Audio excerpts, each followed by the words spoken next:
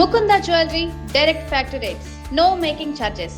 విజయవాడ కృష్ణలంకకు చెందిన గాదె సాయికృష్ణ అదృశ్యం ఘటనను ప్రభుత్వం సీరియస్ గా తీసుకుంది.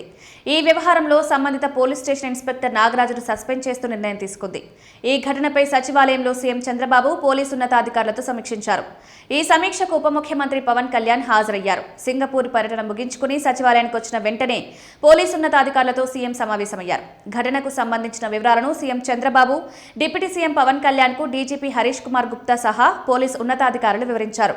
సాయికృష్ణ ఘటనపై ఆరోపణలు ఎదుర్కొంటున్న సీఐ నాగరాజుపై చర్యలు తీసుకోవాలని ముఖ్యమంత్రి ఆదేశాలిచ్చారు. దీనిపై సీనియర్ ఐపీఎస్ అధికారితో దర్యాప్తు చేయాలని సీఎం స్పష్టం చేశారు.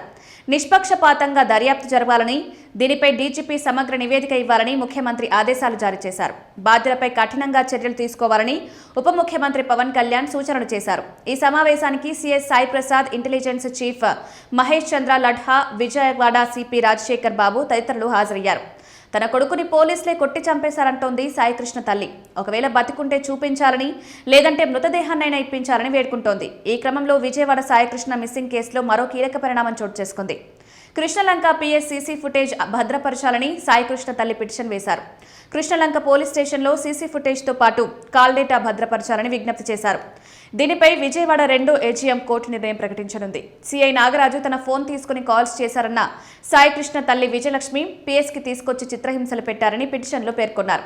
నిజాలు బయటకు రావాలంటే ఆధారాలను కాపాడాలంటూ సాయికృష్ణ తల్లి కోరారు.